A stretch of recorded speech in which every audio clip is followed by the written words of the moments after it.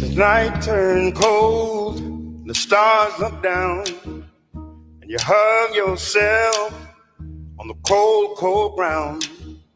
You wake the morning and a stranger's cold, no one would just see. You ask yourself, who'd watch for me, my only friend? Who could it be? It's hard to say it, I hate to say it, but it's probably me. When your belly is empty, the hunger's so real, you're too proud to beg, you're too dumb to steal. You search the city for your only friend, no one would just see. You ask yourself, who could it be? A solitary voice speaking out, set me free. I hate to say it, I hate to say it, but it's probably me. You're not the easiest person I ever got to know, but it's hard for us both to let our feelings show. Some would say I should let you go your way, you only make me cry. But if there's one guy, just one guy, who would lay down his life for you and I had to say it, it's hard to say it, it's probably me. Hey guys, how are you? Thank you so much. It's rare that I come to you twice in one day, but you know, social media being what it is, when events are churned out, sometimes as vloggers, we are compelled to respond. We're not duty bound, but we are compelled to respond. A few shout outs to you. I just saw something here that made me laugh. This Chandasur Mwale says, what does he say here? It says, keep quiet. You're also just a PF surrogate. In Zambia, you're accused of being aligned with every political party. At some stage, I mean, I've been accused of being aligned with the Greens. I've been accused of being aligned with the Reds. I've been accused, unceremoniously so, of being aligned with the MMD, with all. I think I've been through all of them. At some stage, somebody has said, no, Mwewa, you are part of that group. Well, let me be honest with you. I am pro-Zambian. You need to let that sink in your heart, your spirit. You need to accept that in your soul. Mwewa says he's pro-Zambian. That's what I am. Just in case there's some of you, if inquiring minds want to know, that's what I am, pro-Zambian. Okay, a few shout outs to you before Oscar Munsaka says, good evening, Mr. Mwewa. Good evening to you, Oscar. Thank you so much for being with me for a few moments here on SML TV. One more comment. And the face says, Fashion Sakala scored a very beautiful goal. When are you going to when are you going live to talk about it, Uncle? Guys, I'll be honest with you.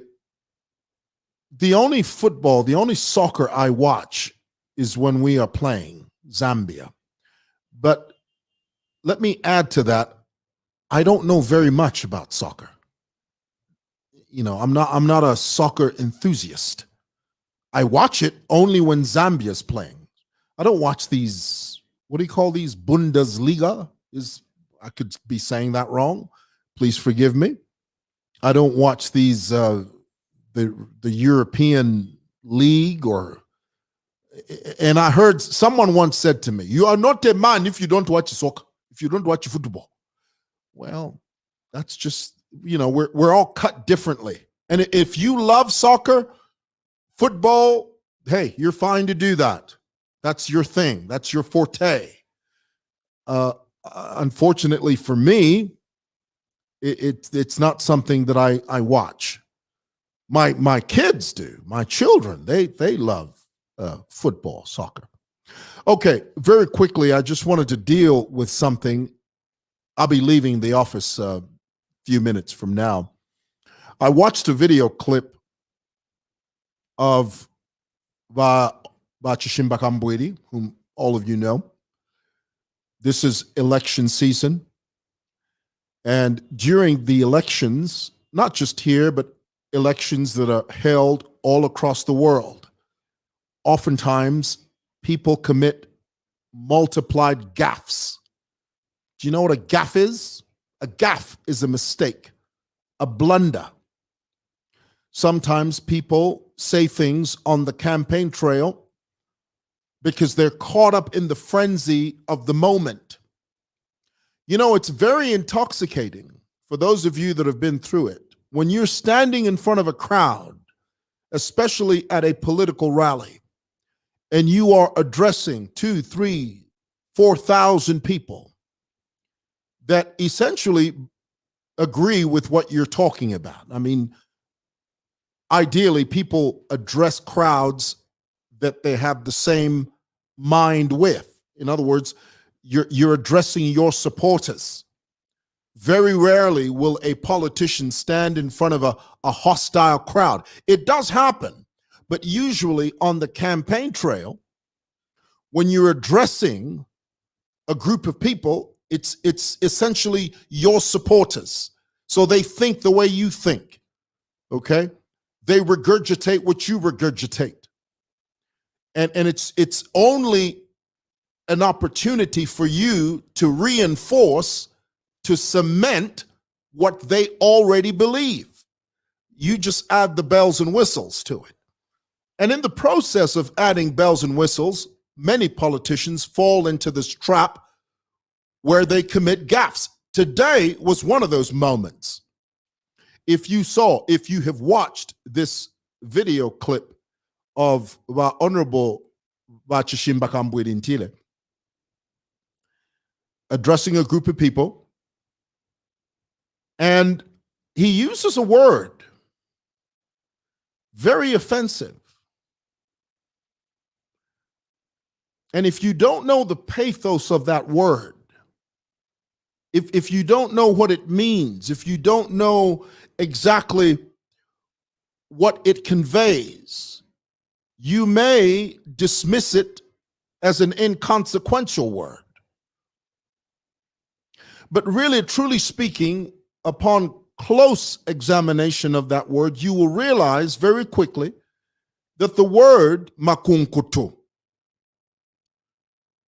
is very offensive. Makunkutu, for those of you that do not know, in my language, muchibemba, katwishukumienu kumwafumoko, fuebo kumansa, muchibemba ifututila. Makunkutu is a person that has his fingers cut off.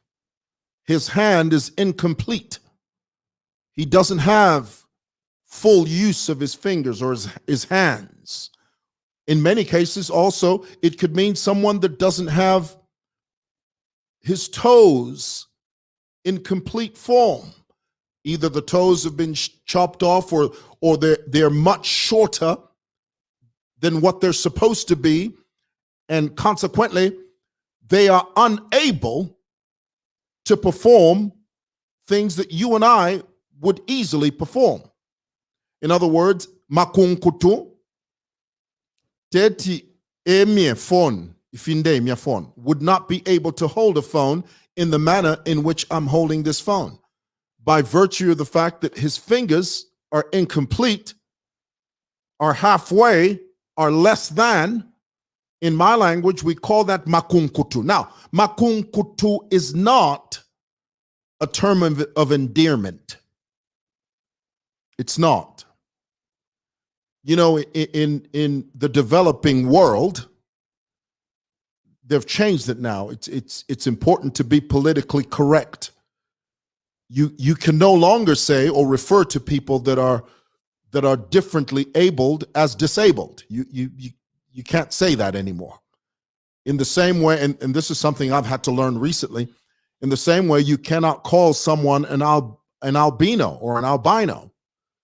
You refer to them as a person with, what's the word? Tell me. Albinism? Albinoism, I think it is. A person with albinoism. Okay? Now, if you don't have a sense of empathy, do you know what empathy is? Let me throw it up here for you, because some of you don't have this. Okay? And every so often, I don't have it. Sorry to say that. Empathy is the ability to understand and share the feelings of others. When you use the word Makunkutu, when you refer to someone as Uriani Makunkutu, when they are clearly not differently abled, or they are clearly not, forgive the term, disabled, and you refer to them as Makunkutu, that's a gaff. That's a political gaffe that needs to be called out. Now, all of you know, and I say this every time I come up here, when I talk about CHISHIMBA KAMBWILI. Kambwili is someone that I consider a friend. I do. And I'll be honest with you. I like the guy. I do. I disagree with many of his sentiments. I disagree with his tribal rhetoric. I strongly disagree, and every single time I come up here and I make reference to him, I have made that abundantly clear, consistently so, that anytime he uses this tribal rhetoric, he loses me. But aside from that, he's someone that I get along with. I do. Every time I see him, he's so nice to me, and I'm nice to him, and we're cordial, and but every so often, politicians sometimes, I tell you, it's politicians, sometimes I look at politicians and I go, really? You're going to stand up there and say that? Really? So his latest gaffe is his use of the phrase, of the word Makunkutu. Because we all know that the man that he's referring to is clearly not differently abled. Is clearly not disabled, forgive the term, but I have to say that so that I provide you with some context. The man that he's referring to in the video clip is not differently abled. So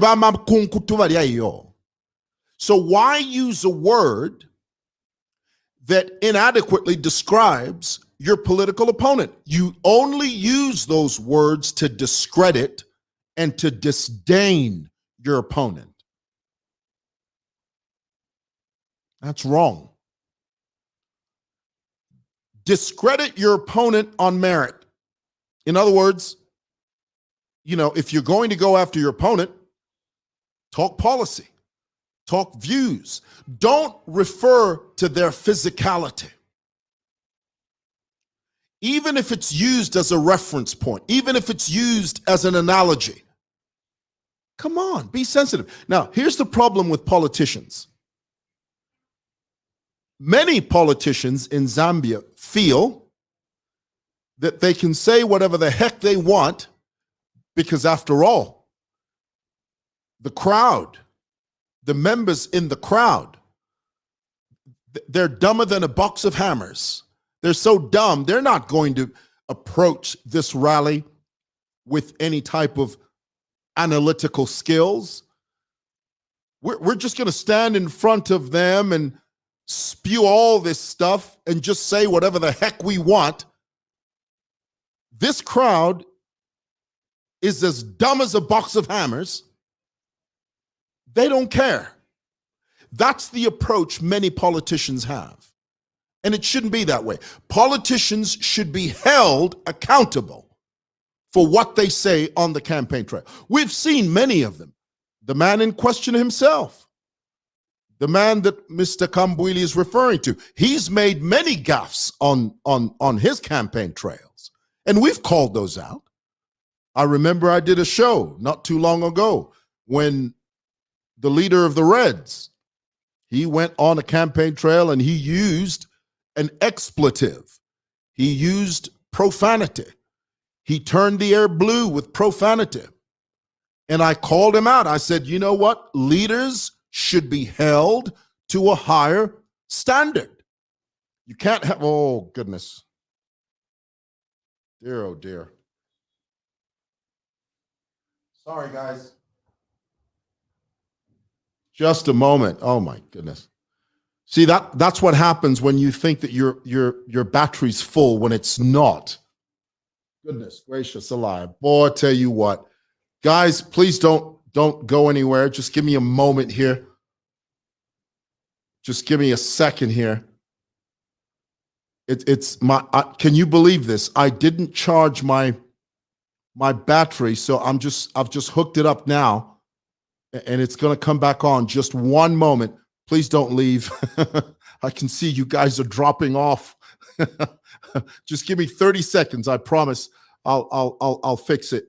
I'll fix it here momentarily. Oh, here it is. Just one moment. I may have to use oh goodness gracious alive. Boy, I tell you what, this is so embarrassing. This just shows you that I am ill prepared, and when I start these broadcasts, I'm not as sharp as people think I am. Okay, I'm going to have to use the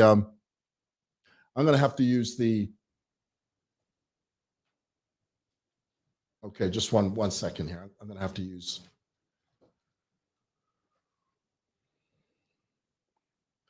use a different a camera here. Boom. Are you guys there? Are you there?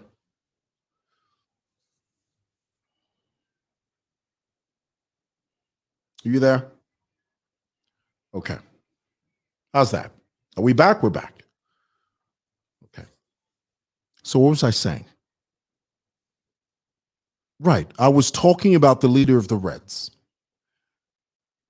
We have called him out before because he's made several gaffes on his campaign trail where he turned the air blue with profanity. He used some explosive expletives while on the campaign trail. And I remember coming to you and saying political leaders should be held to a higher standard. You cannot have a president of a political party that talks like a bus conductor. I totally disagree with that. And so here it is, you have CHISHIMBA KAMBWILI using this word Makunkutu, which really is a derogatory. He used it in a derogatory word in an attempt to describe his political opponent, when really his political opponent is not disabled, is not differently abled. It was used as a diss. It was used as a way of describing in derogatory terms his opponent. Now, here's the thing about empathy, and this is what you must understand. My question is this: the people that are disabled, the people that have physical challenges, people that don't have any use of their hands, or they don't have fully formed fingers, people that are physically disabled, people that are referred to as Makunkutu, how would they feel?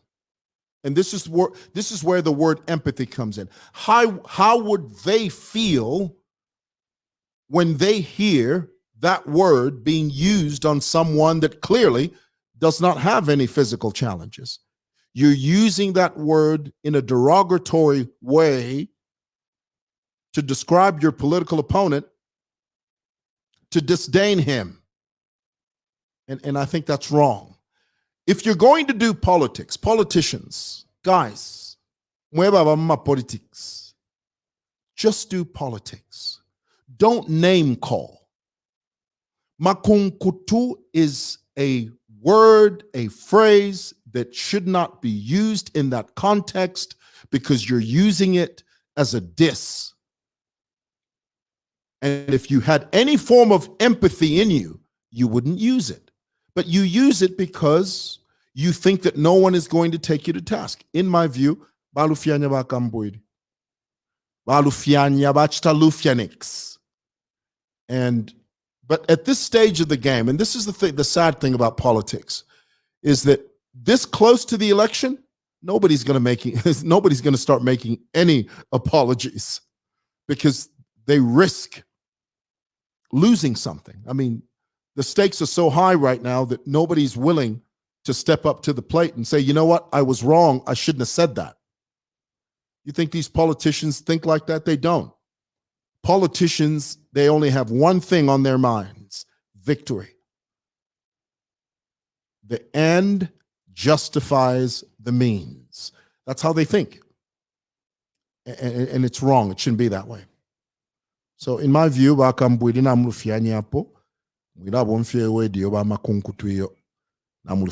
lastly, let me just say, what's up with that crowd? I thought ECZ had done away with all this. So my encouragement to all the political parties is this: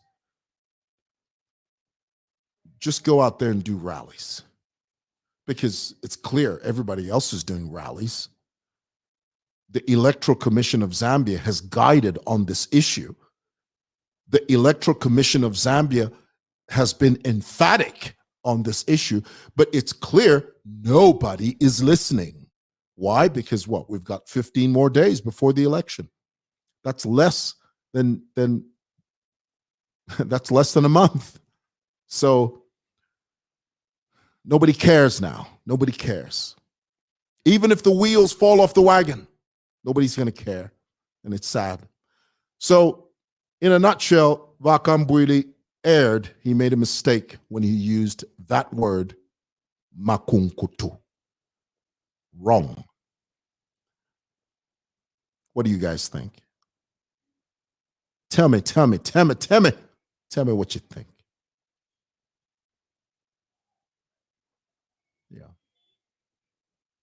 Piri says, surely that was an inappropriate description used. Yes, yes.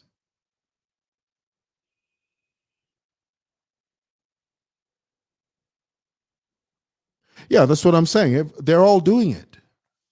All of them. They all do it. Yes, true. They all do it.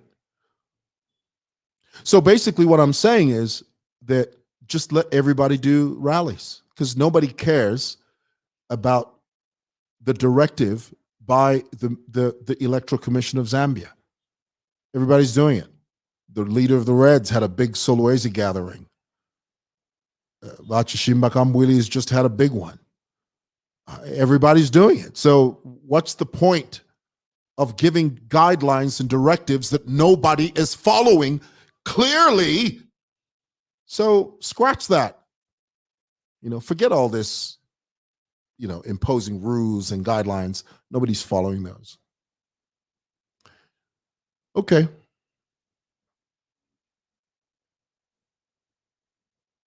Yeah.